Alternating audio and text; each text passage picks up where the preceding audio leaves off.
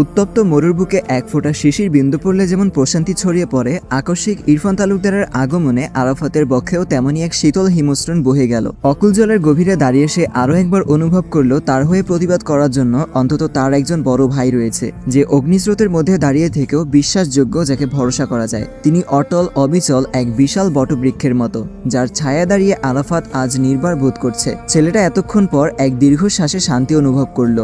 ওফ, এতক্ষণ তো ওর শ্বাসটাই গলার কাছটাতে এসে আটকে ছিল। না অধরাকে ফেলে দিতে পারছিল, না গিলতে পারছিল। দাদিয়াপুর মুখের উপর না বলার মতো সেই সাহস কি ওর ছিল? কখনো না। একমাত্র ইরফান ভাইয়া ছাড়া এই সাহস আর কার আছে? আদৌ কারো আছে? আরাফাত এতক্ষণ পর নতজন মাথাটা তুলল, একরাশ স্নিগ্ধতা নিয়ে ভাইয়ের মুখের দিকে চাইল। ভিড়ের শেষ মাথায় লম্বা চওড়া উঁচু মাথাটা সবার আগে তার চোখে পড়ল। অপ্রত্যাশিতভাবে ইরফানকে এখানে দেখে মমতা বার কয়েক ফাঁকা ঢোক গিলল। অজানা এক ভয়ে তার বক্ষস্থল আরও একবার কাঁপল। চেতনাহীন অধরাও ততক্ষণে হুঁশ ফিরেছে। এতক্ষণে ইরফান এদিকটাতে চলে এসেছে। নিজের সামনে ইরফান ভাইকে দেখে পুনরায় থরথর করে কাঁপল মেয়েটা। আচ্ছা, ইরফান ভাই সব জেনে যায়নি তো? বুকের মাঝে লালনকৃত ক্রাশের মাঝে অধরা জড়ানো কণ্ঠে আওড়ালো, আমি কিছু করিনি ইরফান ভাই। ইরফান ভয়ার্ত মেয়েটাকে দেখে বাঁকা হাসলো, অথচ তার চোখে মুখে সব সময়ের থেকেও আজ অতিরিক্ত কঠিন্য ভাব বিরাজমান। কেমন অদ্ভুত সব আচরণ করছে ছেলেটা, যে উপস্থিতি কারোরই চোখ এড়ালো না। এর মধ্যে তাকেও হিমশীতল কণ্ঠে ইসাবেলা প্রশ্ন করলো, হয়েছেটা কি ইরফান? তুমি হঠাৎ আমার সিদ্ধান্তের মধ্যে বাগড়া দিতে এলে যে? কি হয়েছে? এটা তো আমি না, বরং অধরাই বলবে। ইরফান ভাইয়ের ঠান্ডা স্বরে শীতল হুমকি শুনে অধরার কপালে বিন্দু বিন্দু ঘামের কণা জমা হলো। মেয়েটা ফ্যাকাশে মুখে মায়ের মুখের দিকে তাকিয়ে রইল। এর মধ্যে ইরফান এসে টান টান সোজা হয়ে তার মুখোমুখি দাঁড়ালো। বেশ ঠান্ডার স্বরে বলল, অধরা, একটু আগে আমার রুমে ঠিক কি হয়েছিল? অধরা ফ্যাকাশে মুখে বলল, আমি জানি না ইরফান ভাই। আই রিপিট অধরা, একটু আগে কি হয়েছিল তুই স্বেচ্ছায় বলবি, নাকি আমি আমার রুম থেকে ল্যাপটপটা নিয়ে আসবো? তুই বোধহয় জানিস না আমার রুমের প্রতিটি কোনায় কোনায় সিসিটিভি ক্যামেরা রয়েছে। ইরফানের চোখের দৃষ্টি শান্ত, শীতল কণ্ঠ, অথচ চোয়াল শক্ত। ছেলেটা ভয়াবহ রকমের রেগে আছে কি? মৌসুমী তালুকদার ছেলেকে আলগোছে একবার পর্যবেক্ষণ করে নিল। এরপর অত্যন্ত কোমল গলায় বলল, শান্ত হও ইরফান, ছেড়ে দাও, মেয়েটা ভয় পাচ্ছে তোমাকে। তুমি আমাকে শান্ত হতে বলছো মা? তুমি জানো এরা তোমার ছেলেকে আজ ফাঁসাতে চাইছিল? গমগমে আওয়াজে ইরফানের বলা শব্দগুলো রুমের প্রতিটি কোনায় কোনায় প্রতিধ্বনিত হলো। শুনশান নীরব রুমটাতে আরো একবার লোকের গুঞ্জন ভেসে এলো। অধরা অনুভব করলো তার নিঃশ্বাস আটকে আসছে, পুরো শরীর আসর হয়ে আসছে। এ কোন পাপের মাঝে আটকে গেল অধরা? শেষ সময় এসে কিনা নিজের পাতা ফাঁদেই নিজে আটকে পড়বে অধরা? চুপ থাকবে? কিন্তু পরে যদি ইরফান ভাই সত্যি সত্যি তার এসব কৃতকর্ম সবাইকে দেখায়, এমনিতেই তো তার আর ইজ্জতের কিছু অবশিষ্ট রইল না। এরপরও কি আরো একবার নিজের ইজ্জত হারাবে সে? এই যে এতগুলো চোখ তার দিকে কেমন কেমন করে তাকিয়ে আছে, অধরার তো এক্ষুনি মরে যেতে ইচ্ছা করছে। এরপর একই ঘটনা পুনরাবৃত্তি হলে আদৌ কি সে বাঁচতে পারবে? না না, অধরার সেরকম রিস্ক নিতে রাজি হলো না। মেয়েটা শুকনো ঠোঁটজোড়া একবার জিভ দিয়ে ভিজিয়ে কাঁপা কাঁপা কণ্ঠে শুধালো, আমি কিছু করিনি ইরফান ভাই, আমাকে দিয়ে করানো হয়েছে। মৌসুমী তালুকদার বিস্মিত কণ্ঠে জানতে চাইল, কে করিয়েছে? অধরার নিজের মায়ের দিকে আঙুল তুলে ইশারা করলো, আম্মু। এরপর কি হয়েছে? কি করিয়েছে? তার কাউকে বলতে হলো না। শিক্ষিত বিচক্ষণ তালুকদার বাড়ির প্রতিটি সদস্য যে রহস্য বুঝে নিয়েছে নিজ নিজ উদ্যোগে। পুরো বসার ঘরটাতে অমনি বিস্ময়ের ভিড় জমল। কতগুলো চোখের দৃষ্টি আটকে গেল মমতার দিকে। মমতা অবলীলায় মাথা নিচু করে নিল, পা দিয়ে ফ্লোর খামচে ধরল। তবুও মমতার চোখ এড়ালো না। বোনের সে ঘৃণিত দৃষ্টি, মেয়ের চোখের অঝোর পানি। মমতা হঠাৎ অনুভব করলো তার জগতের সব পাপ একত্রিত হয়ে তাকে গিলে ফেলছে। আর মমতা কোনো কুলকিনারা পাচ্ছে না, কেবল ডানা ঝাপটাতে ঝাপটাতে ভেতর থেকে ফালা ফালা হয়ে যাচ্ছে। হঠাৎ রাগে, দুঃখে, অপমানে তার নিঃশ্বাস আটকে আসছে। মমতা মরে যাচ্ছে। তীব্র যন্ত্রণা তার সারা শরীরকে আষ্টে পৃষ্ঠে জড়িয়ে নিচ্ছে। এ কেমন যন্ত্রণা হচ্ছে ভিতরটাতে। বাঁচা গেল না আর। আচমকা পিনপতন বসার ঘরটাতে তীব্র এক শব্দ হলো। মমতা গালে হাত দিয়ে মৃদু আর্তনাদ করে উঠল। চোখ তুলে তাকিয়ে বুঝালো তার গালখানাতে বড় বোন সজোরে এক থাপ্পড় বসিয়েছে। মমতা টু শব্দটিও করতে পারল না। লজ্জায় আরো একবার মাথা নিচু করতে হলো। তার মধ্যেই শোনা গেল মৌসুমী তালুকদারের কঠিন স্বর, তোর এত অধঃপতন হয়েছে মমতা? ছি ছি, তোকে বোন ভাবতেও আমার গা গুলিয়ে বমি পাচ্ছে। তোরা এক্ষুনি বেরিয়ে যা আমার বাড়ি থেকে। আমার বাড়ির ত্রিসীমানাটাও আজ থেকে তোদের জন্য নিষিদ্ধ। আর কখনো যেন আমার ছেলেদের আশেপাশেও তোদের ছায়াটাও না পড়ে। সাবধান Mamata, go away, leave leave. অপমানে মমতার চোখে জল চলে এলো।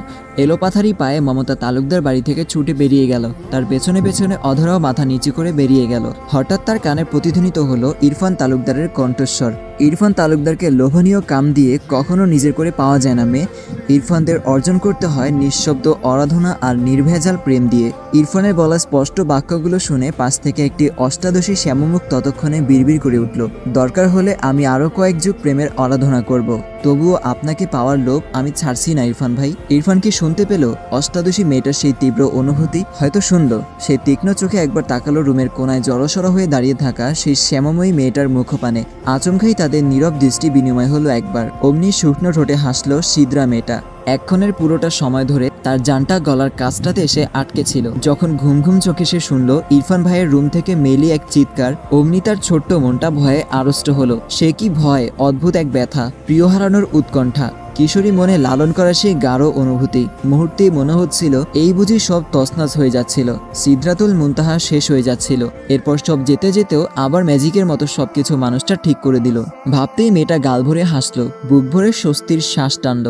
আরও একবার চোরা চোখে ইরফান ভাইকে দেখে নিজের রুমটার দিকে ছুটে গেল। উপস্থিত বাকি সবাই এইমাত্র 3 জন মানুষের ছুটে চলার দৃশ্যটা কেবল নীরব দর্শকের মতো দেখল। হঠাৎ ঘটে যাওয়া ঘটনায় সবাই যেন স্তব্ধ হয়ে গেছে। বসার ঘরটা নীরব, নিঃশব্দ। নিঃশ্বাসের শব্দটুকু স্পষ্ট শোনা যায়। কেউ নড়ছে না, কেউ কথা বলছে না। চোখে বিস্ময়ের ছায়া, মুখে থমকে থাকা অভিব্যক্তি। কারো আঙুল শক্ত হয়ে গিয়েছে, কেউ শূন্য দৃষ্টিতে তাকিয়ে আছে সামনে। সময়টাও যেন এই মুহূর্তে থমকে গেছে। শব্দহীন এক অদৃশ্য আবরণে ঢেকে গেছে চারপাশটা। তারই মাঝে মাথা নুয়ে দাঁড়িয়ে আছে মৌসুমী তালুকদার। বোনের করা ঘৃণা কাজের ভার যে এবার তার কাঁধে নেমে এসেছে। সবার সামনে লজ্জায় অবনত সে, অথচ বলতে গিয়েও কিছু বলতে পারছে না। মুখের কথা ফুটছে না, শব্দগুলো আটকে আছে। একবার আলগোছে মায়ের দিকে তাকায় ইরফান। মায়ের চোখে কোনো অভিব্যক্তি নেই, যেন মানুষটা শত প্রশ্ন আর অপমানের ভার একসঙ্গে নীরবে বয়ে চলেছে। চাপা দীর্ঘশ্বাস ছেড়ে ধীরপায়ে মায়ের পাশে এসে দাঁড়ায় ইরফান। ঘর জুড়ে ছড়িয়ে থাকা ঘুমট নৈশব্দ বিড়দিন করে তার কণ্ঠস্বর গভীর অথচ দৃঢ়স্বরে সে বলে ওঠে, আমার মায়ের দিকে কেউ আঙুল তুলতে যাবেন না। তার বোন যা করেছে তার দায়ভার মা বহন করবেন না। সবার জন্য আজকের নাটকের পরিসমাপ্তি এখানেই। Game is over. এখন যে যার রুমে চলে যান। ঘর জুড়ে আবারও নীরবতা নেমে আসে, কিন্তু এবার সেই নীরবতার ভার অন্যরকম। একটি অপ্রতিরোধ্য দৃঢ়তার ছায়া ফেলে রেখে যায় ইরফানের শেষ বাক্য। কেউ আর কিছু বলে না, দাঁড়িয়ে রয়। ফের ইসাবেলা আরও একবার সবাইকে যে যার রুমে যাওয়ার কথা বলে নিজেও চলে যান ওখান থেকে। একে একে সবাই চলে গেল, শুধু মাকে ঘিরে দাঁড়িয়ে রইল ইরফান, আরাফাত আর ইরা। হঠাৎ 3 ভাই বোন একসঙ্গে মাকে চারপাশ থেকে নীরবে জড়িয়ে ধরল। আরাফাত মায়ের কাঁধে মাথা রেখে আদুরের স্বরে ডাকলো, মা। মা চুপচাপ ওদের দিকে কিছুক্ষণ তাকিয়ে রইলেন, ক্লান্ত দৃষ্টি, তবুও চোখের কোণে এক রাশ মায়া। ছেলে মেয়েদের আদুরের স্পর্শে, তাদের নিঃশব্দ সান্ত্বনায় মায়ের মলিন ঠোঁটজোড়ায় হঠাৎ মৃদু হাসি ফুটল। কত অপমান, কষ্ট, দুঃখ সব যেন এক নিমিষে হালকা হয়ে গেল এই এক টুকরো ভালোবাসায়। মৌসুমী হঠাৎ অনুভব করলো এটা তার এক টুকরো সুখ। তালুকদার বাড়ির গেটের সামনে শক্ত হয়ে দাঁড়িয়ে আছে মমতা। তীব্র গা জ্বালা অপমানে মাথাটা তার ভন ভন করে ঘুরছে। এত রাতে কোথায় যাবে সে? গাড়ি নেই, হাতে টাকা নেই, রাস্তায় মানুষ নেই, কেবল রয়েছে নিঃশব্দ আর ল্যাম্পপোস্টের ফিনফিনে আলো। মমতা কিছুক্ষণ শূন্য দৃষ্টিতে তাকিয়ে রইল সামনের পথটায়। তারই পিছনের রক্তশূন্য ফ্যাকাশে মুখে নির্জীব হয়ে দাঁড়িয়ে আছে অধরা। মেয়েটা হঠাৎ অনুভব করলো তার কিছু পাওয়া হলো না, না ইরফান ভাইকে, না নিজের নিজস্ব সত্তাটাকে। ছোটবেলা থেকে মায়ের আঁচলের তলায় থেকেছে সে। মা যা বলেছে, যা বুঝিয়েছে, সেটাই সে দুদিকে মাথা নাড়িয়ে মেনে নিয়েছে। আর আজ সে মায়ের কথাতেই সব হারিয়েছে। এত লজ্জা, অপমানের দায়ভার নিয়ে তার বাঁচতে ইচ্ছা করছে না, একটুও বাঁচতে ইচ্ছা করছে না। থেকে থেকে কেবল নিঃশ্বাসটা আটকে আসছে। অধরা কেমন অতল ভাবনায় তলিয়ে যাচ্ছে। আচমকা মেয়ের গালে ধরাম করে চর বসায় মমতা। তার এতক্ষণের সমস্ত রাগ ক্ষোভ উগরে নিয়ে বলে উঠল, তোকে দিয়ে একটা কাজও ঠিকঠাক হয় না। তখন ভালো করে দেখে নিবি না ওখানে কে আছে? গিয়ে চাকরটার উপরেই ঝাঁপিয়ে পড়তে হলো। আমার বোঝা উচিত ছিল, তোরা ফকিরনির জাত, তোদের পেটে ঘি হজম হবে না। খামাখা আমার রেপুটেশনটা নষ্ট হলো। রাজ্য আর রাজপুত্র দুটোই হাতছাড়া হলো। অধরা গালে হাত দিয়ে ফ্যাল ফ্যাল করে মায়ের দিকে তাকিয়ে রইল কিছুক্ষণ। এরপর মনে হলো তার মা একজন সাইকো মহিলা, অথবা মানসিক রোগী, নয়তো টাকালোভী একজন নোংরা মস্তিষ্কের উদ্ভট মহিলা, যার কোনো মান সম্মান নেই, বিবেক নেই। এদের কাছে টাকাটাই সব। অধরাজ ক্ষণে ক্ষণে বুঝলো তার মা নিজ হাতে তার জীবনটা নরকে ফেলে দিয়েছে। তার বাবা মধ্যবিত্ত হলেও তার সম্মান ছিল, তাদের ঘরে শান্তি ছিল, কিন্তু আজ সব শেষ। অধরা চট করে মায়ের দিকে তাকিয়ে চেঁচিয়ে উঠল, তোমার করা পাপের জালে আমি আটকে গিয়েছি মা। আই হেট ইউ মা। নিজের প্রতি মেয়ের চোখে মুখে ঘৃণার তোপে ছাড়খাড় হয়ে গেল মমতা। আচমকা তার দুনিয়াটা থমকে গেল। অদ্ভুত এক যন্ত্রণায় ভেতরটা দগ্ধ হলো। তেজওয়ালি মমতা ফুস করে নিভে গেল। এ কি করলো সে? মেয়ের ভালো চাইতে গিয়ে সবচেয়ে খারাপটাই করলো সে। ছি, নিজের প্রতি আজ তার ঘৃণা হচ্ছে, নিজের মুখে থুতু ফেলতে ইচ্ছা করছে। সব হারিয়ে মমতা অনুভব করলো লোভ মানুষকে পুরোপুরি নিঃশেষ করে দেয়। এরপর তার কিছু থাকে না, সে কিছু পায় না। এই যে সেও সব হারালো। সন্তানের চোখের ঘৃণা নিয়ে মমতা সারা জীবন কিভাবে কাটাবে, কিভাবে বাঁচবে সে? এই ঘৃণার ভার যে তার আজীবন বইতে হবে। কিছুক্ষণ হলো ফজরের আজানে স্নিগ্ধ ধ্বনি ভোরের নীরবতা ভেঙে ছড়িয়ে পড়েছে ধরণীর বুকে। সাদা ধবধবে বিছানায় শটান শুয়ে আছে এক যুবক। মাত্রই দু চোখ বুজেছে, কিন্তু তার আগেই বিছানার পাশ থেকে বেসুরের শব্দ তুলে বেজে ওঠে ফোনটা। বিরক্তিতে যুবকটির কপালে ভাঁজ পড়ে, একপাশে কুকড়ে গিয়ে হাত বাড়ায় সে। ঘুম আর বাস্তবতার মাঝেই সেই বিরক্তিকর টানপড়ন নিয়ে স্ক্রিনে তাকিয়ে সংক্ষেপে লেখা লেফটেন্যান্ট কর্নেল শাহেদ ইলিয়াস। নামটাতে নজর পড়তেই তার মস্তিষ্ক পুরোপুরি সচল হলো। এই লোকটা প্রফেশনালের দিক থেকে তার স্যার হয়, আনপ্রফেশনালের দিক থেকে মেজো চাচা। হঠাৎই ফজরের দিকে উনি কল করলেন কেন? যুবকটি আর কালবিলম্ব না করে ফোন রিসিভ করে গম্ভীর কণ্ঠে শুধালো, হ্যালো মেজো আব্বু। ওপাশ থেকে একটা গম্ভীর কণ্ঠ শোনা গেল, this is lieutenant colonel Shahed Ilias speaking. Irfan ফোঁস করে শ্বাস টানল। এই লোকটা সবসময় তাকে বিভ্রান্ত করতে পছন্দ করে। যখন ইরফান প্রফেশনাল ভাষায় স্যার বলেন, তখন উনি বলেন I am at this moment your মেজো আব্বু। আর যখন ইরফান কথোপকথনটা একটু বেশি আনুষ্ঠানিক করতে যায়, তখন উনি পুরো উল্টোটা বলেন। মানুষটার সঙ্গে কথা বললে ইরফানের জন্য সবকিছু বিভ্রান্তিকর হয়ে পড়ে। শাহেদ ইলিয়াস সঠিক সময়ে ইরফানকে ইচ্ছাকৃতভাবে বিভ্রান্ত করতে থাকে। বিশেষ করে যখন দাম্ভিক ইরফান তালুকদার গম্ভীর কণ্ঠে সরি স্যার বলে, তখন সেটা সে বেশ উপভোগ করে। ইরফান সবকিছু বুঝলেও প্রফেশনাল দিক থেকে তার তমকা আটকে যায়, আর তাই আজও তাকে বলতে হলো, sorry sir, I am lieutenant Irfan Talukdar listening. কিন্তু আজ ব্যাপারটা ভিন্ন। ওপাশ থেকে কর্নেল শাহেদ ইলিয়াস অত্যন্ত গম্ভীর কণ্ঠে বললেন, lieutenant Irfan, get to the technical headquarters immediately. This is an emergency. I am ordering you, move quickly. ইরফানের আর ছুটিতে থাকা হলো না, দেশের কাছে ডাক পড়ল। সে কোনো প্রকার দেরি না করে দ্রুত সশস্ত্র কণ্ঠে বলল, Roger that sir, I am right now. সাজ ভরে পুরো তালুকদার বাড়ি ঘুমন্ত। শুধু জেগেছেন বাড়ির 3 গিন্নি, ইরা আর ইসাবেলা। যৌথ পরিবার হওয়ার সুবাদে ওরা সবাই একসাথেই থাকছেন। ইসাবেলা 3 পুত্র, বড় পুত্র ব্যারিস্টার ইশতিয়াক তালুকদার, মেজ পুত্র লেফটেন্যান্ট কর্নেল শাহেদ ইলিয়াস, ছোট পুত্র ডক্টর ইয়াসিন ফারুক। এছাড়াও ওনার রয়েছে 3 জন কন্যা, 3 ছেলে 3 বধূ, আর তাদের ছেলে মেয়ে নিয়ে বিশাল তালুকদার পরিবার। স্বামী মরার পর ইসাবেলাই দক্ষ হাতে পুরো পরিবারের নেতৃত্ব দিয়েছেন। ওনার ছেলেমেয়েরা বড় বড় সাহেব হলেও মায়ের মতামতকে এখনো সম্মানের সঙ্গে প্রাধান্য দেন। দক্ষ হাতে ক্রস্ত ব্যাকপ্যাক গোছগাছ করে নিজের কর্মস্থানে যাওয়ার জন্য রেডি ইরফান। সকালে নাস্তাটা খাওয়ার জন্য অপেক্ষা করলো না ছেলেটা। কোনো কথাবার্তা ছাড়াই ফজরের সময়টাতে ছেলেকে বিদায় দিতে মায়ের মনটা বিষিয়ে যাচ্ছে। মা ছলছল চোখে ছেলের কাছে অবুঝ এক আবদার করলো, এক্ষুনি চলে যাবে বাপ? কোনোভাবে আর 2 দিন থেকে যাওয়া যায় না? মায়ের অবুঝ আবদার শুনে ঠোঁট এলিয়ে অল্প স্বল্প হাসলো ইরফান। আলগোছে মাকে জড়িয়ে ধরে মৃদুস্বরে বলল, নট পসিবল মা, উপর মহল থেকে অর্ডার এসেছে, দিস ইজ অ্যান ইমার্জেন্সি। মা তবুও মানছে না। মায়ের মন তো। সে আবারও বলল ভীষণ মন খারাপ নিয়ে, তুমি আজই চলে যাচ্ছ ইরফান? আগামীকাল বাড়িতে একটা অনুষ্ঠান, আর তুমি থাকবে না? আমার ভীষণ খারাপ লাগছে বাবা। 8টা মাস পর তুমি বাড়ি এলে, অথচ 2 দিনও আমার কাছে থাকলে না। ইরফান মাকে এবার আলতো জড়িয়ে ধরলো। মায়ের ডান হাত নিজের মুঠোবন্দি করে চুমু খেল। বুক ফুলিয়ে বলল, তুমি কোনো সাধারণ মা নও মা, তুমি একজন সৈনিকের মা। তাদের এত ইমোশনাল হতে নেই, জানো না? একজন সৈনিকের কাছে সবকিছুর ঊর্ধ্বে তার দেশ, দেশের মানুষ এবং তার দায়িত্ব।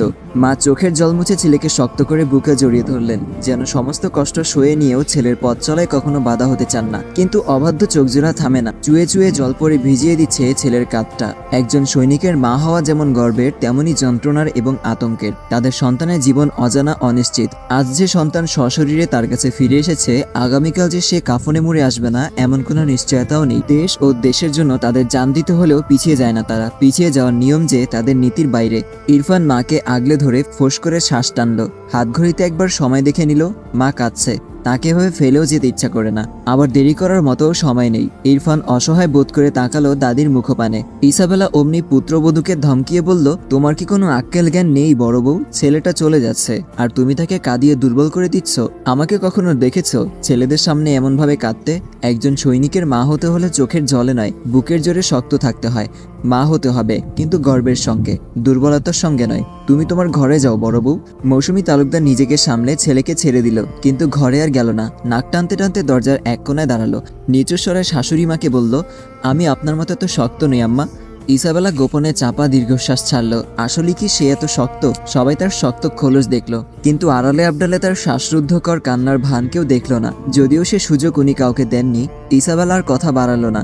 নাতিকে দুটো ভালো মন্দ বলে গেট অব্দি এগিয়ে দিতে গেল। তার পেছনে পেছনে আরাফাতও এলো। এতক্ষণে সেও ঘুম থেকে উঠে গিয়েছে। ইরফান যাওয়ার আগে শেষবার মাকে বলল, তুমি মন খারাপ করিও না মা, আমি এই তো তোমার পাশাপাশিই থাকছি এখন। চট্টগ্রাম সেনানিবাস থেকে আমাদের বাসার পথটা বড়জোর 8 ঘন্টার। এরপর আমি সুযোগ পেলেই তোমাকে দেখে যাব। মা জানে ছেলেটা সেই সুযোগ পাবে না। ওদের মিশন ফিশনের অভাব আছে নাকি, হুটহাট পোস্টিং বদলায়, আবার কোথায় কোন দিকে ছুটতে হবে কে জানে। তবুও মা ছেলেকে বলল, সাবধানে থেকো বাবা, মা তোমার ফেরার অপেক্ষায় থাকবে। ইরফান মুচকি হেসে পা বাড়ালো সামনের পথটায়। গেটের কাছে আসতেই তার মনে হলো কি যেন আজ মিসিং।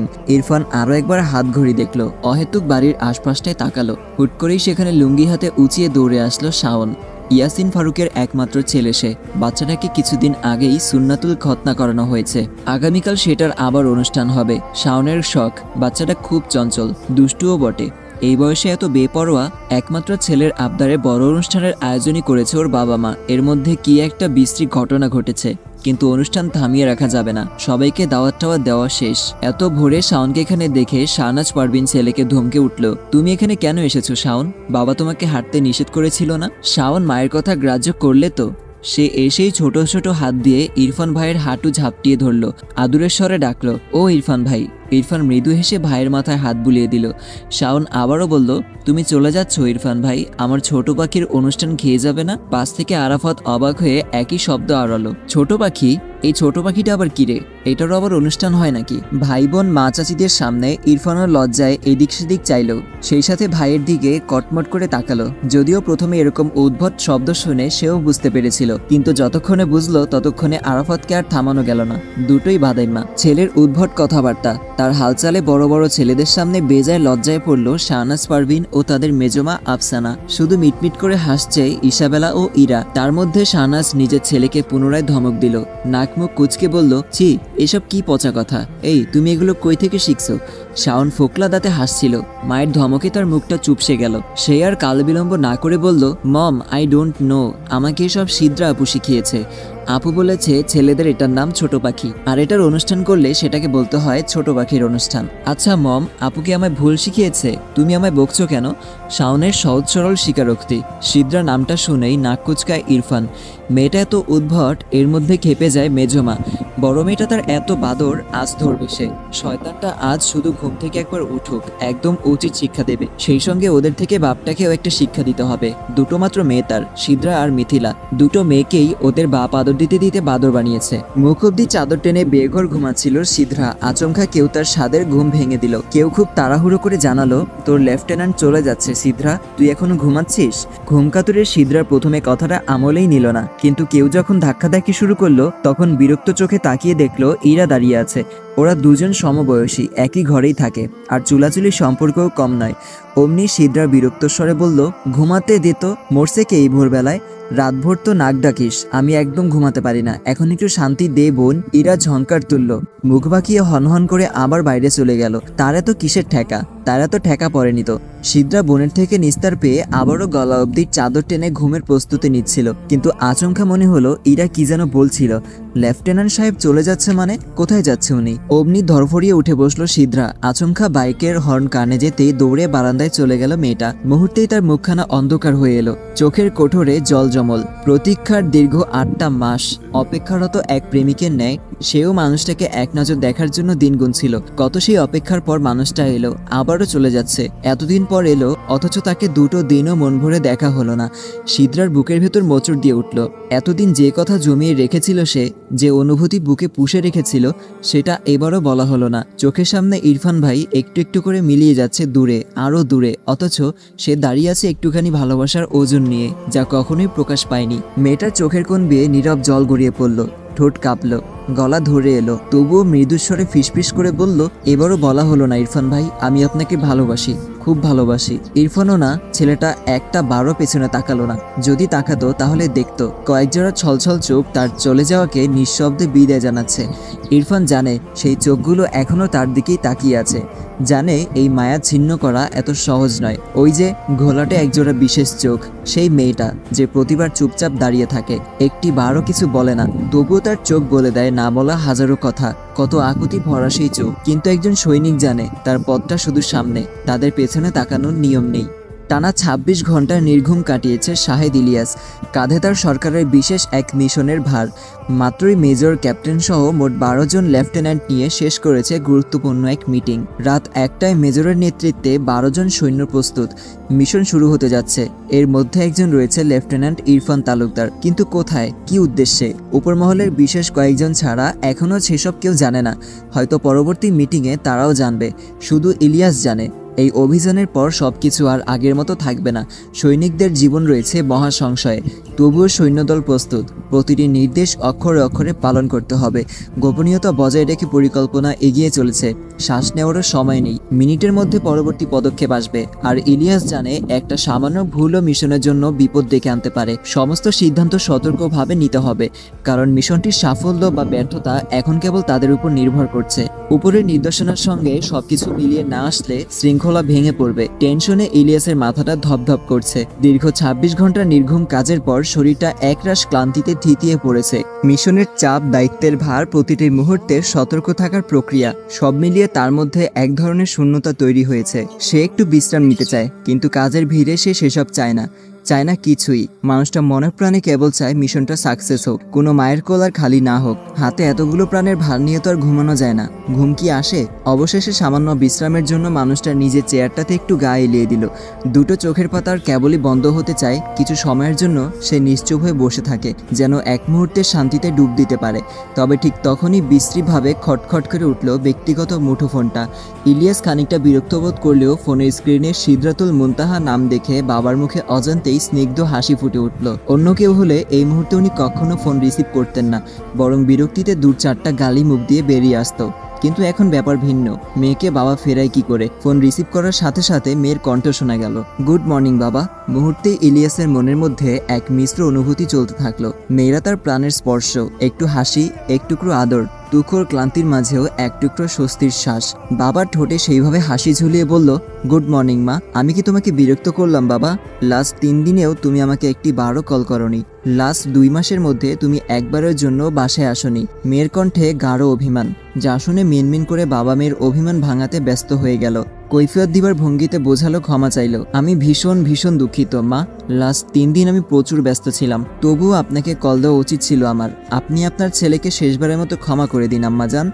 এমন ভুল আর কখনো হবে না। মেয়ের অভিমান এতেও টলল না। সেদিন তার কত জ্বর গেল, তবুও বাবা সেভাবে খোঁজ নেয়নি, একবার দেখতে আসেনি। মেয়েটা ফের ভেজা কণ্ঠে শুধালো, আচ্ছা বাবা, তোমার কাছে নিজের প্রফেশন বড় নাকি নিজের সন্তান বড়? এই মুহূর্তে মেয়ের কথাখানা এমন ছিল যা শাহেদ ইলিয়াসের মতো এক অভিজ্ঞ সৈনিককেও ভীষণভাবে ব্যথিত করে তুলল।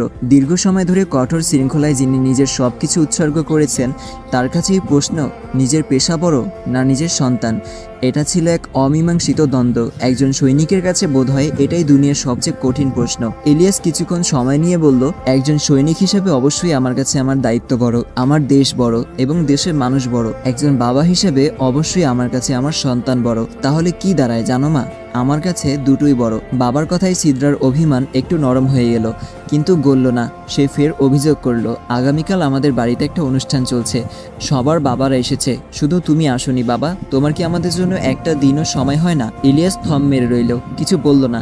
সময় নিয়ে মেয়েদের অভিযোগের কমতি নেই, তবুও তার কিছু করার নেই। নিজের দেশ ও দায়িত্বের প্রতি সে সর্বদাই জাগ্রত। বাবার বলারও অপেক্ষা করল না সিদ্রা।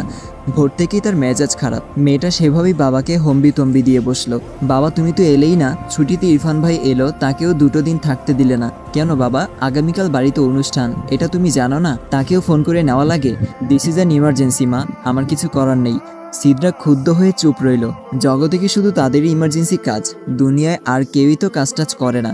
মেয়ের রাগ বুঝতে পেরে ইলিয়াস কোমল গলায় মেয়েকে ডাকলো, মা। সিদ্রা বিরস কণ্ঠে বলল, বলো বাবা। ইলিয়াস মৃদু হাসল, একটু রয়েস হয়ে বলল, একজন সৈনিকের কাছে ডিফেন্সের পেশাটা শুধু তার পেশাই নয়, বরং তার জীবনের গুরুত্বপূর্ণ একটি অংশ, এক বিশাল গর্ব এবং সম্মানের। এটি শুধু শৃঙ্খলা, সাহস এবং আত্মত্যাগের প্রতিধ্বনিত্ব করে না, বরং একটি ধৈর্যের পরীক্ষাও বটে। আমি বুঝি একজন সৈনিকের মায়ের জন্য, স্ত্রীর জন্য, সন্তানের জন্য এই পেশা শুধুমাত্র কাজ নয়, এক অবিরাম সংগ্রামের প্রতিচ্ছবি। তাদের প্রতিটি মুহূর্তে থাকে অপেক্ষা, উদ্বেগ এবং প্রার্থনা, কারণ তারা জানে তাদের প্রিয়জন দেশের নিরাপত্তা নিশ্চিত করতে নিজের সর্বস্ব দিয়ে সংগ্রাম করছে। তাদের এই স্যাক্রিফাইসের মধ্যেই দেশ নিরাপদ থাকে, আর তোমাদের মতো লক্ষ সন্তান নিশ্চিন্তে ঘুমায়। মা, তুমি তো একজন সৈনিকের মেয়ে, তাই না? তুমি যদি এখনই এতটুকু অপেক্ষায় অধৈর্য হয়ে যাও তাহলে কি হবে? অপেক্ষা শিখতে হবে, দূরত্বকে মেনে নিতে হবে। ধরো ভবিষ্যতে তুমি যদি জীবনসঙ্গী হিসাবে একজন লেফটেন্যান্টকেই চাও, তাহলে তোমাকে আরও বেশি ধৈর্যশীল হতে হবে। তোমাকে শিখতে হবে কিভাবে অপেক্ষা করতে হয়, কিভাবে দূর থেকেও ভালোবাসা প্রকাশ করা যায়। বাবার কথা খুব মন দিয়ে শুনছিল সিদ্রা, কিন্তু শেষ সময় বাবা কি বলল, কিসের ইঙ্গিত দিল, বাবার কথার অর্থ বুঝতে পেরেই মেয়েটা এলোমেলো হয়ে যায়। তীব্র লাজে মাথাটা নুয়ে এলো, গলাটা ধরে এলো। বাবা কিভাবে টের পেল তার অনুভূতি, কিভাবে কি বুঝলো? ছি, কি লজ্জা! বাবা কি ভাবছে এখন? সিদ্রা ধরা পড়া চোরের ন্যায় লজ্জায় অস্বস্তিতে কেঁচোর মতো মুচড়িয়ে উঠল। অজানা হাঁসফাঁস থেকে বাঁচতে বলে উঠল, মা ডাকছে, তুমি সাবধানে থেকো বাবা, আমি এখন রাখছি। সিদ্রা দ্রুত ফোন কাটলো। ইলিয়াস মেয়ের মিছিমিছি তাড়াহুড়ো দেখে ফোনের দিকে তাকিয়ে মুচকি হাসলো আর বলল, পাগলি। তীব্র ক্রোধ নিয়ে বসার ঘরের সোফায় বসে আছেন তোফাজ্জল ভুঁইয়া। অর্ধ অফিস করেই ভর দুপুরে তিনি আজ বাসায় ফিরেছেন। মেজাজ তার তুঙ্গে, পরনে এখনও তার অফিসের ফর্মাল ড্রেস। এর পাশেই অবহেলায় গড়াগড়ি খাচ্ছে কাঁধের ব্যাগটা। অথচ মানুষটার মুখভয়াব স্রোতের ন্যায় শান্ত। অসময়ে স্বামীর উপস্থিতি টের পেয়ে ভীষণ ঘাবড়ে গেল মমতা। তোফাজ্জল কি সবকিছু জেনে গেল? যদিও গতকাল রাতের বিষয়টা তিনি মানুষটাকে কিচ্ছু বলেনি, টের পেতে দেয়নি। তবে কি হলো ওনার? বাহির থেকে কিছু জেনে যায়নি তো? অজানা ভয়ে মমতার বুকটা কেঁপে কেঁপে উঠল। 20 বছর সংসার জীবনে এই প্রথম মমতা অনুভব করলো সে স্বামীকে ভয় পাচ্ছে। তার সামনে যেতেও আজ হাঁটু কাঁপছে। তবুও বসে থাকা যাবে না। মানুষটার কি হলো জানতে হবে। মমতা নিজেকে যথাযথ সামলে নিল, তবুও ভয় করছে। সে সেভাবেই এক গ্লাস ঠান্ডা শরবত নিয়ে বসার ঘরে গেল। স্বামীর পাশে বসলো। শরবতের গ্লাসটা এগিয়ে দিতে দিতে বলল, কি ব্যাপার, তুমি আজ এত তাড়াতাড়ি চলে এলে যে? এতক্ষণ নিজেকে দমিয়ে রাখা তোফাজ্জল আচমকা গর্জে উঠল। স্ত্রীর দিকে তাকিয়ে হিসফিসিয়ে শুধালো, তুমি জানো না? মমতা ফাঁকা ঢোক গিলল, তবুও নিজেকে সামলে বলল, কি? রেগে আছো কেন? কি হয়েছে? মাথা ঠান্ডা করে বসো একটু, নেও ঠান্ডা শরবতটা খাও। বলতে বলতে শরবতের গ্লাসটা আরও একবার এগিয়ে দিল মমতা। তোফাজ্জল আচমকা গ্লাসটা হাতে নিয়ে তীব্র তেজে ছুঁড়ে ফেলল মমতার সামনের দিকটাতে। মুহূর্তেই কাচের গ্লাসটা ঝনঝন শব্দ করে ভেঙে কত টুকরো হলো কে জানে। স্বামীর বেপরোয়া রাগ দেখে কয়েকবার কেঁপে উঠল মমতা। ভীত চোখে আশেপাশে তাকালো। থেমে নেই আজ তোফাজ্জল। লোকটা ক্রোধে হিতাহিত জ্ঞান হারিয়ে স্ত্রীর গলা চেপে ধরে ফুঁসে উঠল, বেয়াদব মহিলা! মমতা ত্রাসে জড়সড় হয়ে এলো। আশেপাশে তাকিয়ে আবারও কাউকে খুঁজলো। এত চেঁচামেচি শুনেও তার হয়ে কেউ এগিয়ে আসেনি। দুটো ছেলে মেয়ে দুজনেই ঘর কোনো। মেয়েটা তো জগতের মাঝেই নেই বোধহয়। ছোট ছেলেটা বুদ্ধি প্রতিবন্ধী, হারামজাদা মোবাইল নিয়ে বোধহয় রুমে পড়ে আছে। জগতের কোনো চিৎকার চেঁচামেচি তার কানের পাশ দিয়েও যাবে না। অন্যদিন হলে মমতাও হম্বিতম্বি দিয়ে ফেলতো এতক্ষণে, কিন্তু এখন তার সময়টা বড্ড খারাপ যাচ্ছে। মমতা অজানা ভয়ে আরো একটু নরম হয়ে এলো। স্বামীর হাত ছাড়াতে ছাড়াতে কোমল গলায় বলল, অধরার আব্বু, শান্ত হও। তোফাজ্জল আরো ভয়ানক ক্রোধ নিয়ে স্ত্রীকে ঝাঁকুনি দিয়ে ফেলে দিল। নিজের রাগ সংবরণ করতে পাশে টি টেবিলটাতে লাথি মেরে চেঁচিয়ে উঠল, তুমি আমাকে শান্ত হতে বলছো মমতা? এরপরও তুমি আমাকে শান্ত হতে বলছো? আমার সম্মান তুমি কিছু অবশিষ্ট রেখেছো? রাখোনি। তোমার লোভের জন্য বলিদান দিলে আমার মেয়েটাকে। তুমি কি ভাবছো তোমার কুকীর্তি আমি কিচ্ছু জানবো না? মমতা বাধাহীন চোখের জলস্রোত নিয়ে বলল, আমি আমার কাজের জন্য লজ্জিত অধরার আব্বু, তুমি আমাকে ক্ষমা করে দাও প্লিজ। এমন কিছু হবে আমি বুঝতে পারিনি। কেন বুঝতে পারোনি? কেন? তোমাকে আমি বারবার সতর্ক করেছি মমতা, বারবার বলেছি আমরা মধ্যবিত্ত ফ্যামিলির মানুষ, আমাদের কাছে সম্মানটাই সবার আগে। তুমি নিজেকে সংবরণ করে নাও, আমরা এভাবেই ভালো আছি। কিন্তু তুমি বড় লোভী মহিলা। তুমি কি করেছো? তুমি কোনো মা যেচে নিজের মেয়ের এত বড় সর্বনাশ করে? আমি লোক সমাজে মুখ দেখাবো কি করে এখন? কি করে আমি আমার মেয়ের এই বদনাম গোছাবো? মমতা নিশ্চুপ।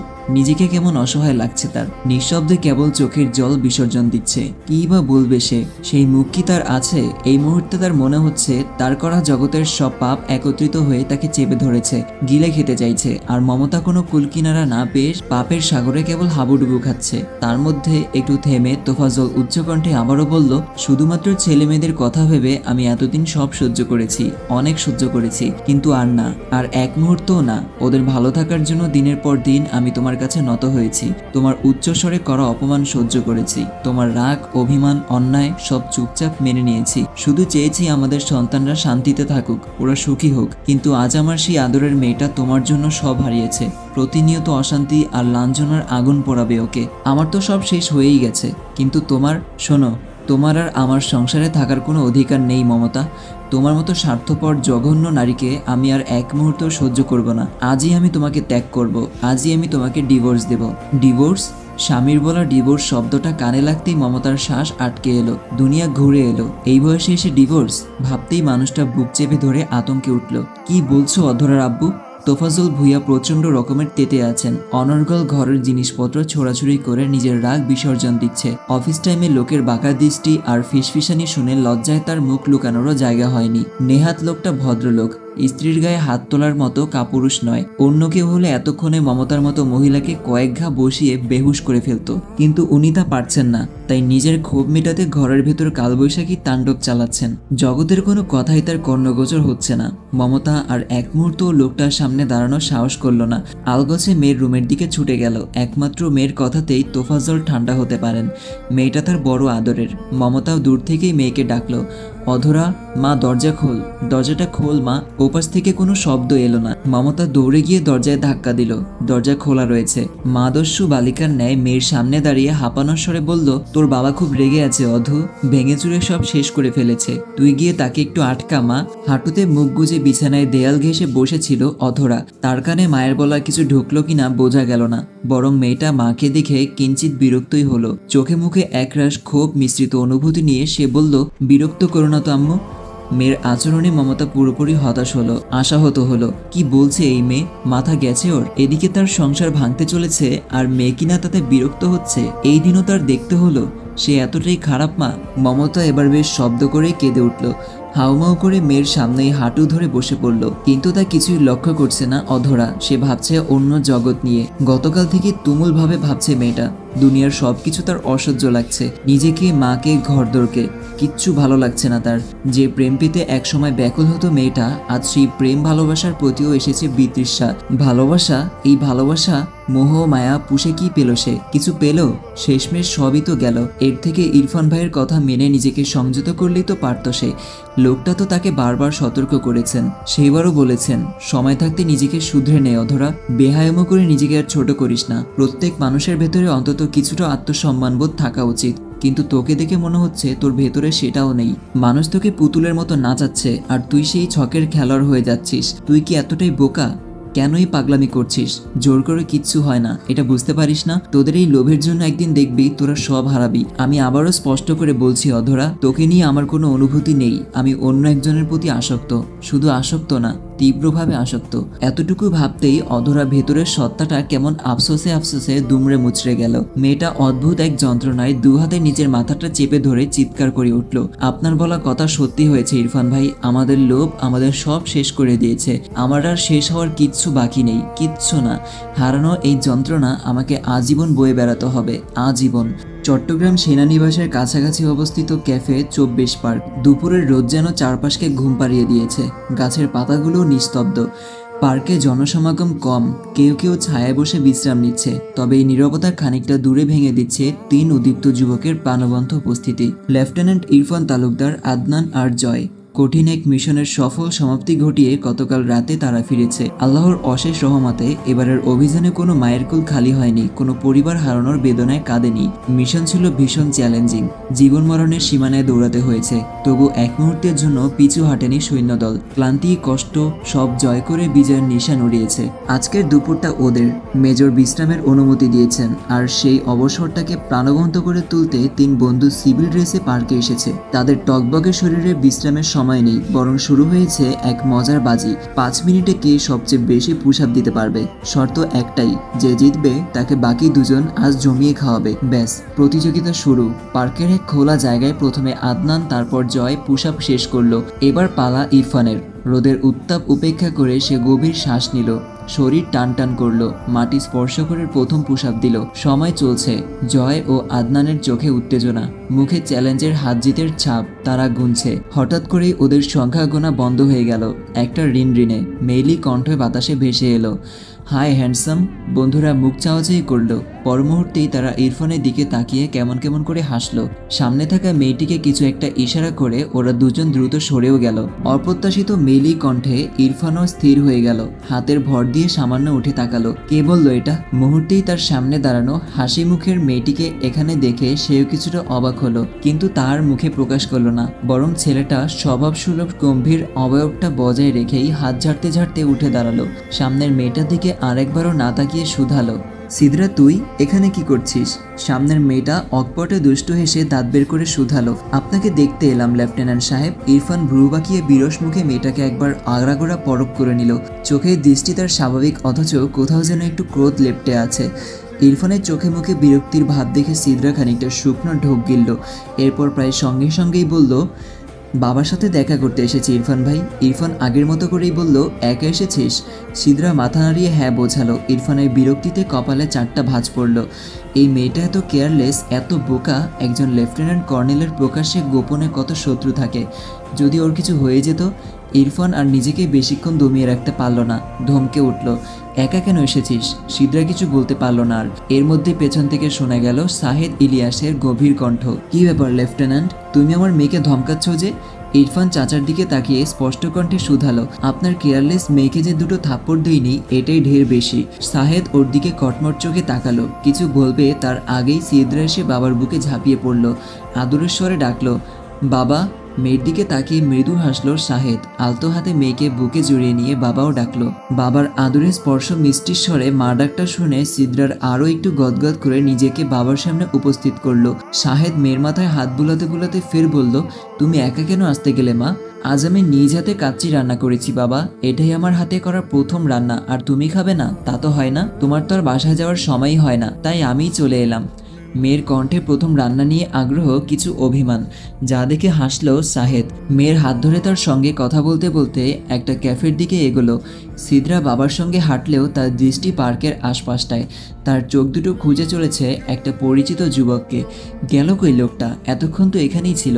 মেয়ের উদ্বেগ দেখে মুচকি হাসলো সাহেদ। খানিকটা গলা পরিষ্কার করে আচমকা মেয়েকে বলল, কাচ্চি কি শুধু আমার জন্য এনেছো মা? আর কারোর জন্য আনোনি? বাবার রসিকতা বুঝতে অসুবিধা হলো না সিদরার। মেয়েটা খানিকটা লজ্জাও পেল। সেভাবে মিনমিন করে বলল, ইরফান ভাইয়ের জন্য এনেছি। সাহেদ আবারও মুচকি হাসলো। পেছনে তাকিয়ে ইরফানকে ডাক দিল, আমার সঙ্গে এসো বেয়াদব ছেলে। ইরফান ওদের বাবা মেয়ের কথার মাঝখান থেকে সরে গিয়ে কেবল একটা বেঞ্চিতে বসেছিল আর আশেপাশটায় খুঁজে চলেছিল 2 বন্ধুকে। হারামিগুলো আর ভালো হলো না। বন্ধুকে বিপদে রেখে কেমনে ভেগে গেল, মরতে গেল কোথায়? আশপাশটায় তো নেই। এর মধ্যে চাচার অদ্ভুত ডাকনাম শুনে সেদিকে একবার অনিচ্ছা নিয়ে তাকালো। পরপর খানিকটা বেপরোয়াভাবে হাত পা মেলে দিয়ে বেঞ্চে আরাম করে বসে বলল, আমি এই মুহূর্তে ছুটিতে আছি কর্নেল সাহেব, কারো অপ্রয়োজনীয় কথা শুনতে বাধ্য নই। ছেলেটার বেপরোয়া ভাবসাব দেখে সাহেদ ইলিয়াস কটমট কণ্ঠে বলল, তুমি যতদিন এই পেশায় থাকবে ততদিন তুমি আমার কথা শুনতে বাধ্য Irfan Talukdar. Hurry up and come with me lieutenant, that's an order. ইরফানের মধ্যে কোথাও যাবার তাড়া নেই, বরং সে নিজের জায়গাটুকু আরেকটু আরাম করে বসলো। চাচার কথা তার কান অবধি পৌঁছালো কিনা তাও বোঝা গেল না। সাহেদ ইলিয়াস নিজের কথা শেষ করে আর ওর ভরসাতে দাঁড়িয়ে থাকলো না। মেয়েকে নিয়ে আবার হাঁটতে শুরু করলো। সিদরা বাবার সঙ্গে হাঁটলেও তার মনটা বরং পড়ছে, উনি কি আসবে না? সিদরা তো তার পছন্দের কাচ্চিই রেঁধেছিল। কতটা আগ্রহ নিয়ে এখানে এসেছে সে। লোকটা কি ওর রান্না একবার টেস্ট করবে না? তার মুখে একটু প্রশংসা শুনলেই তো সিদরা জীবন ধন্য। কিন্তু চাপা স্বভাবের মেয়েটা বাবার সামনে দাঁড়িয়ে তাকে আর কিছু বলতে পারল না। বার কয়েক পেছনে তাকিয়ে আওড়ালো, আপনিও আসুন না ইরফান ভাই। পার্কের এক কর্নারের ক্যাফে বসে আরাম করে সিগারেট ধরিয়ে টানতেছিল আদনান ও জয়। সেই সঙ্গে 2 বন্ধু ইরফানকে নিয়ে মজা করছিল। হালকা বাতাসে চারপাশটা বেশ শান্ত লাগছিল। হঠাৎ দূর থেকে কর্নেল ও তার মেয়েকে আসতে দেখলেন ওরা। মুহূর্তেই দুজন হাতের সিগারেট ফেলে দিয়ে উঠে দাঁড়ালো। আদনান জয়কে তাড়া দিয়ে বলল, মামা দৌড় দে। জয় হতাশ কণ্ঠে বলল, উপায় নেই মামা, স্যার আমাদের দূর থেকেই লক্ষ্য করেছেন, এখন দৌড় দিলে ব্যাপারটা ভালো হবে না, দাঁড়া কিছুক্ষণ। ছটফট স্বভাবের আদনান এতটুকুতেই বিরক্ত হলো। এই ইরফান্নার শ্বশুরটা যখন তখন আসে কই থেকে? দেখা গেল আমার বন্ধুর রোমান্সের মধ্যেও এই সাই এসে বলবে দ্যাটস অ্যান অর্ডার। জয় ওকে হাতের ইশারায় চুপ থাকতে বলল। এর মধ্যেই কর্নেল চলে এলো ওদের কাছাকাছি। সামরিক নিয়ম অনুযায়ী ডিউটির বাইরে স্যালুট বাধ্যতামূলক না হলেও ওরা দুজন ভদ্র বাচ্চাদের মতো তৎক্ষণাৎ সোজা হয়ে দাঁড়িয়ে সম্মানসূচক মাথা ঝুঁকিয়ে বললেন, গুড আফটারনুন স্যার। কর্নেল হালকা হাসলেন, মাথা নাড়িয়ে জবাব দিলেন, এনজয় ইউর টাইম লেফটেন্যান্টস। ওরা বিনয়ের সাথে উত্তর দিলেন, ইয়েস স্যার। কর্নেল মেয়েকে নিয়ে এগিয়ে গেলেন পাশের টেবিলটার দিকটাতে। আদনান আর জয় একটু একটু করে ওখান থেকে কেটে পড়ছিল। তার মধ্যে ওখানে এলো ইরফান। ইরফানকে দেখেই কিছু একটা ইশারা করে দাঁত বের করে হাসলো আদনান। ইরফান চোখ কটমট করে তাকিয়ে এগিয়ে গেল সামনের দিকটাতে। ওদের কিচ্ছু বলল না আর। নীরবে গিয়ে সে বসলো সিদরার মুখোমুখি। আচমকা মানুষটাকে দেখে সিদ্রা মেয়েটার এতক্ষণের আমসি মুখটা চকচক করে উঠল। সে চকচকে হাসিটাও চোখ এড়ালো না ইরফানের। সিদ্রা হাসি মুখে নিজের ক্যারি করা খাবার বের করতে ব্যস্ত হয়ে গেল। আদনান, জয় ওদেরকেও ডাক দিল। ভাইয়া আপনারাও আসুন। আদনান ও জয় এতে তীব্র অস্বস্তিতে পড়ল। কারো পার্সোনাল আড্ডা ও খাবার দাবারে ভাগ বসানো অনুচিত। ওরা আমতা আমতা করে বলছিল, তোমরা এনজয় করো আপু, আমাদের একটু তাড়া আছে, আমরা আজ আসি তাহলে। কিন্তু সিদ্রা ওদের ছাড়ল না। ওদের অস্বস্তি বুঝতে পেরে বলল, আমি খাবার বেশি করে নিয়ে এসেছি, সমস্যা হবে না, আপনারাও আসুন ভাইয়া। আদনান ও জয় ওর অনুরোধ আর ফেলতে পারল না। ওরা দুজন গিয়েও বসলো। কর্নেল সাহেব ওয়েটারকে ডাক দিয়ে আরো কিছু খাবার দাবার অর্ডার করলো। সিদ্রা নিজের সঙ্গে আনা কাচ্চি সবাইকে বেড়ে দিল। মুহূর্তেই জমজমাট হলো খাবার টেবিল। মেয়ের হাতের রান্না বেশ আরাম করে খেলো সাহেদ ইলিয়াস। খেতে খেতে প্রশংসাও করলো। তার সঙ্গে তাল মিলালো আদনান ও জয়। কিন্তু পুরোটা সময় ইরফান ছিল নিশ্চুপ। এর মধ্যে সাহেদের ফোন এলো, ইমার্জেন্সি কল, এক্ষুনি তাকে হেডকোয়ার্টারে যেতে হবে। মানুষটা আর বসতে পারলো না, মেয়ের থেকে বিদায় নিয়ে চলে গেল। যাওয়ার আগে ইরফানকে বলে গেল, আমার মেয়েকে বাসায় পৌঁছে দিও লেফটেন্যান্ট, দ্যাটস অ্যান অর্ডার। ইরফানের প্রত্যুত্তর শোনার অপেক্ষা করলেন না সাহেদ ইলিয়াস। তার যাওয়ার সঙ্গে সঙ্গেই আদনান জয়ব উঠে দাঁড়ালো। ওদের দুজনকে একান্ত কিছু সময় দেবার জন্যই বলল, আমাদের একটু তাড়া আছে ইরফান, আমরাও যাই। ইরফান স্বাভাবিকভাবেই বসে রইল, ওদের কথার প্রত্যুত্তর করল না। ওদের তাড়া ফাড়ার সম্পর্কে সে জানে, ওদের হালচাল বুঝতে তার অসুবিধা হয়নি। জয়, আদনান আর দাঁড়ালো না। আর কেউ না জানুক, তারা তো জানে বন্ধুর গভীর অনুভূতি। ক্যাফেতে মুখোমুখি বসে আছে ওরা দুজন। সিদ্রার মুখবয়বে আনন্দ ঘন, ঠোঁটের কোণে লেগে আছে অদ্ভুত এক তৃপ্তির ছাপ। সে আরাম করে বসে কোল্ড ড্রিঙ্কের ছোট্ট ছোট্ট চুমুক দিচ্ছে, অথচ চোখ দুটো তার বেপরোয়া, একদম সোজা ইরফান ভাইয়ের দিকে স্থির। ইরফান যেন অন্য জগতে বন্দী, সেদিকে তার হেলদোল নেই। তার দৃষ্টি আটকে আছে ফোনের স্ক্রিনে। মাঝে মাঝে ভ্রুকুচকে কি যেন পড়ে, আবার কখনো অস্থিরভাবে আঙুল চালিয়ে স্ক্রল করতে থাকে। সিদ্রা চুপচাপ তাকিয়ে থাকে, একটু বিরক্ত নেই চোখে, বরং সুখ হাসি লুকিয়ে আছে তার দৃষ্টিতে। পাশে বসা সুন্দরী নারীকে উপেক্ষা করে আপনি ফোনে কি দেখছেন এত মনোযোগ দিয়ে? মাঝে মধ্যে তো একটু তার দিকেও তাকাতে পারেন ইরফান ভাই। কোল্ড ড্রিঙ্কসের গ্লাস হাতে নিয়ে চনমনে কণ্ঠে বলল সিদ্রা। কথার ভেতর লুকিয়ে ছিল দুষ্টমির ছোঁয়া, চোখেও একরাশ শয়তানি হাসি। গ্লাসের রিমে আলতো কামড় দিয়ে সে অপেক্ষা করলো দেখার জন্য ইরফান ভাই এবার কি বলে। মেয়েটার অপেক্ষা আর দীর্ঘ হলো না। ইরফান একবারও ওর দিকে না তাকিয়ে হাতের ফোনটা প্যান্টের পকেটে ভরতে ভরতে আচমকা ধমকে উঠল, তোর বাপ কি আমার ড্রাইভার পেয়েছে? আমাকে দেখে কি ড্রাইভার মনে হয়? সিদ্রা আজ আর ইরফান ভাইয়ের ধমকে খুব একটা পাত্তা দিল না, বরং মেয়েটা অনেক সাহস জুগিয়ে ফট করেই বলে উঠল, আপনাকে দেখে ড্রাইভার কম, বরং জামাই মেটারিয়ালি বেশি মনে হয়।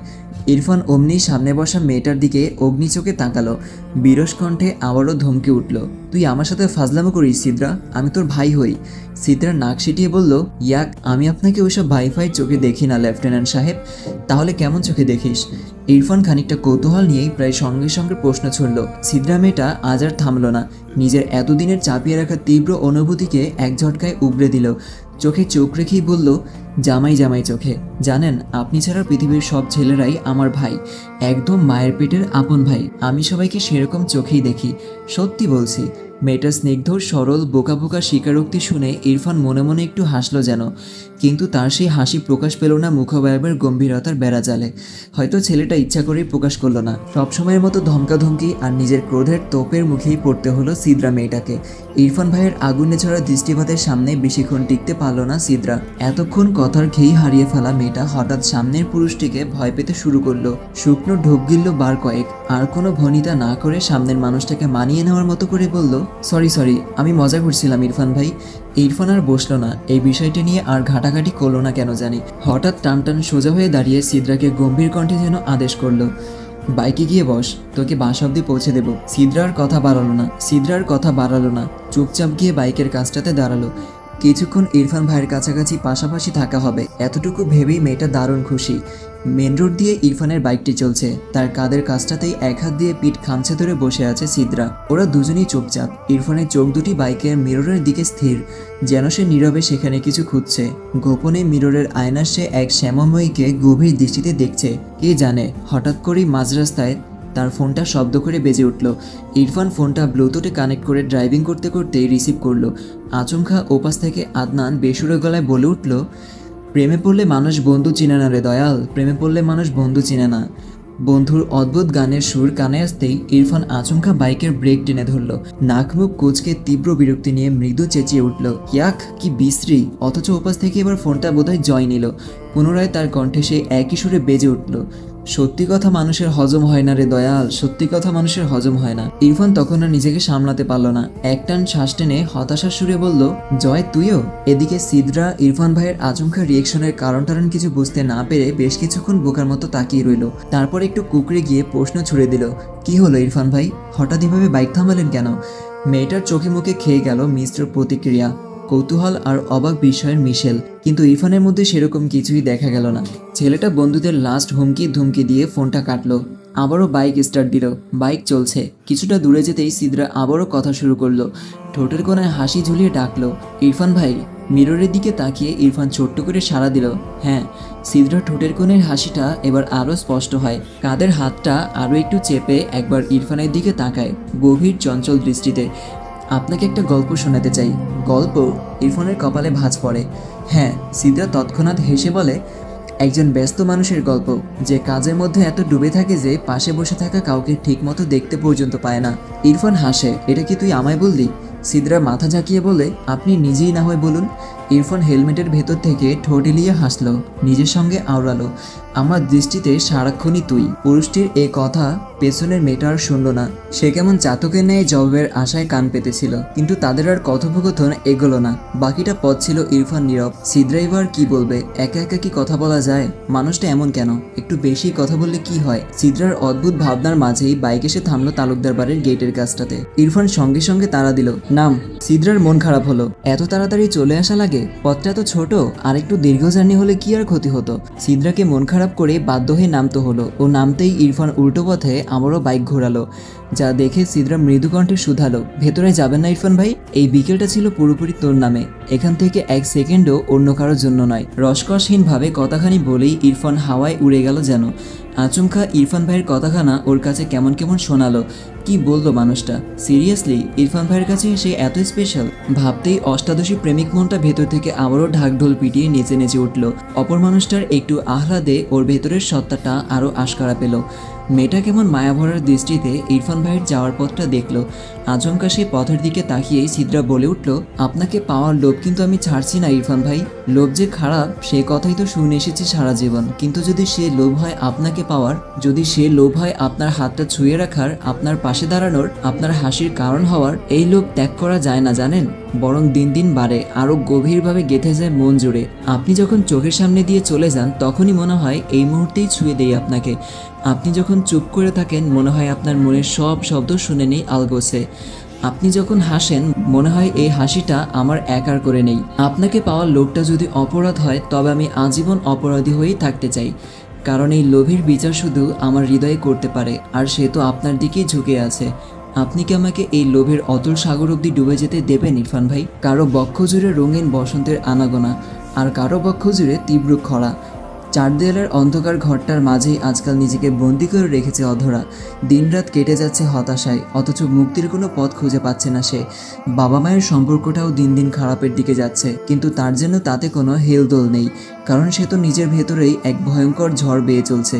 সেদিনের নিজের করা পাপ তাকে প্রতিনিয়ত দগ্ধ করে চলেছে। বুকের ভেতর সেই ভুলকে লালন করেই কোনো মতে শ্বাস নিচ্ছে মেয়েটা, কিন্তু ভালো থাকা আর হয়ে উঠছে না। জীবনে কিছু ভুল থাকে না যা মানুষকে সারা জীবন কাঁদিয়ে যায়, তাদের আর কখনো সত্যিকারের শান্তি মেলে না। অধরার ক্ষেত্রেও যেন তাই হচ্ছে। প্রতিদিনের মতো আজও সে নিজের সমস্ত ভুলগুলোর হিসাব করছিল, অথচ সেগুলোর ভার বইবার শক্তি আর অবশিষ্ট নেই তার। সে ভাবছে, লোভ করে আর কি হলো? সর্বহারা ছাড়া কি পেলাম? সব পেতে পেতেও যেন তার কিছুই পাওয়া হলো না। এক মুহূর্তের লোভ, এক মুহূর্তের ভুল সিদ্ধান্ত তার পুরো জীবনকে তছনছ করে দিয়েছে, শেষ করে দিয়েছে সব। অতীতের স্মৃতিগুলো একের পর এক চোখের সামনে ভেসে উঠছে কেমন।